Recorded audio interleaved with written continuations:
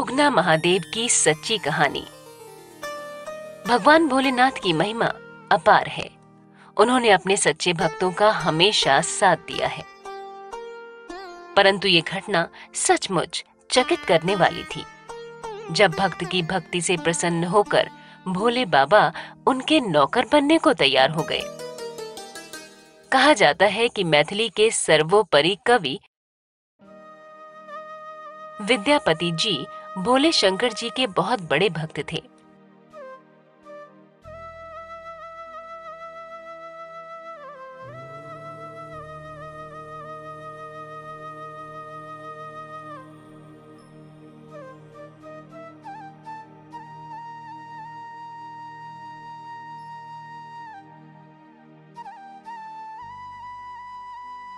उनकी भक्ति से भोलेनाथ इस तरह प्रसन्न हुए कि वे नौकर के रूप में विद्यापति के साथ रहने को भी तैयार हो गए।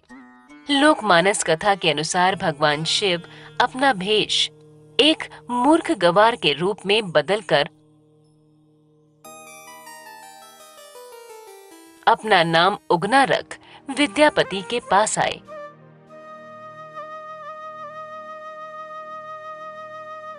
और उनसे नौकरी पर रखने के लिए प्रार्थना करने लगे।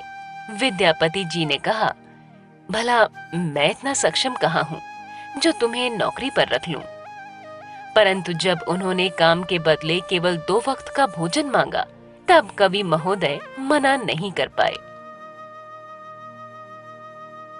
उगना के यहाँ काम करते करते धीरे धीरे विद्यापति के विश्वासी बन गए।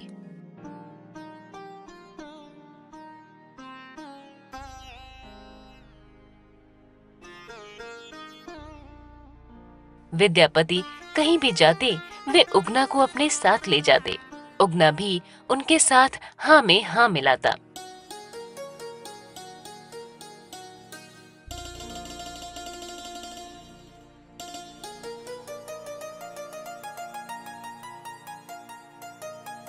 एक समय की बात है, विद्यापति को राज दरबार में जाना था।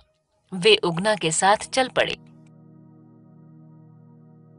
जेठ का महीना था। सूर्यदेव अपनी पराकाष्ठा पर थे। तीखी धूप से सारा बदन जला जा रहा था। साथ ही प्यास से गला भी सूखने लगा। रास्ते में कहीं पेड़ पौधे भी नहीं थे जिसकी छांव में वे थोड़ा विश्राम कर लेते।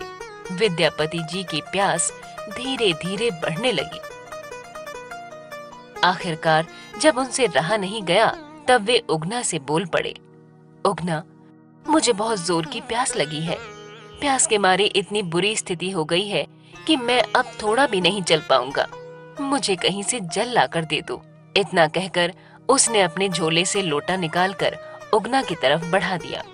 उगना ने दूर दूर तक अपनी नजर दौड़ाई। कहीं भी कुआं, सरोवर या नदी दिखाई नहीं दी। तब भक्त के कष्ट को हरने के लिए उगना लोटा लेकर झाड़ियों के पीछे गए और अपने असली रूप में आ गए। अब उगना भोलेनाथ बन चुके थे। अपना असली रूप धारण करते ही उन्होंने अपनी जटा खोली और फिर जटा से गंगा जल निकालकर लोटा भरकर अपने मालिक की तरफ बढ़ चला। उन्होंने जल का लोटा आगे बढ़ाया। विद्यापति को देते हुए कहा, आसपास में कहीं भी जल नहीं मिला। मैं इसे बहुत दूर से लाया हूँ। विद्यापति प्यास से व्याकुल थे। उन्होंने सारा जल एक ही सांस में पी लिया। जल पीते ही उन्हें महसूस हुआ, ये तो कोई साधारण जल नहीं है।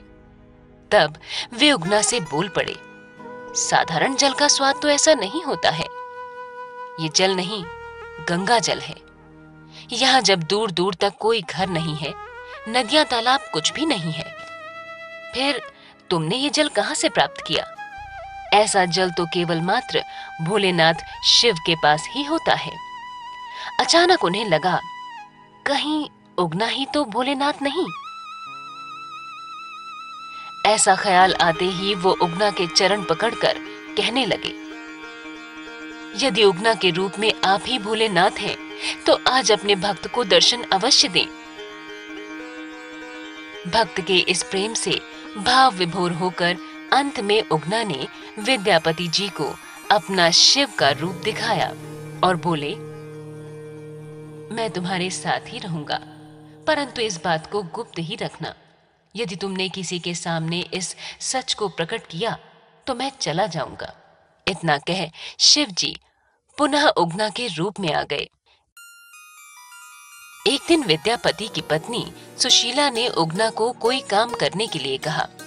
उगना को काम करने में कुछ देर हो गई, जिस कारण सुशीला क्रोधित हो गई और नीचे रखे झाड़ू को उठा उगना को झाड़ू से मारने लगी।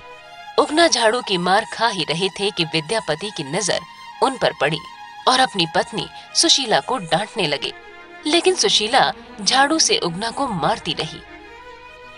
इस पर भाववेश में आकर विद्यापति सुशीला से बोले, अरे यो मूर्ख ना समझ नारी, जिसे तुम मार रही हो ये कोई साधारण आदमी नहीं है, ये तो साक्षात शिव जी हैं। उसके इतना कहते ही उगना वहीं पर अंतर्ध्यान हो गए। तब विद्यापति बहुत दुखी हुए और वो भोलेनाथ को पागलों की तरह ढूंढते हुए इधर उधर भटकने लगे। अपने भक्त का दुख आखिरकार भोलेनाथ से देखा नहीं गया और एक दिन वो विद्यापति के समक्ष प्रकट हो ही गए। भक्त ने हाथ जोड़कर पुनः साथ चलने का निवेदन किया। तब शिव जी ने कहा, तुम्हारी मनोकामना मैं अवश्य पूर्ण करूंगा। मैं अब हमेशा के लिए अपने आप को इसी गांव में लिंग रूप में स्थापित कर दूंगा। कहा जाता है कि जिस स्थान पर उगना ने अपना शिव रूप विद्यापति को दिखाया था, उसी जगह पर एक शिवलिंग प्रकट हुआ और आज वही स्थान बिहार के मधुबनी जिले में भवानीपुर के नाम से प्रसिद्ध हो चुका है। इसी स्थान पर उगना महादेव का विशाल मंदिर बना हुआ है।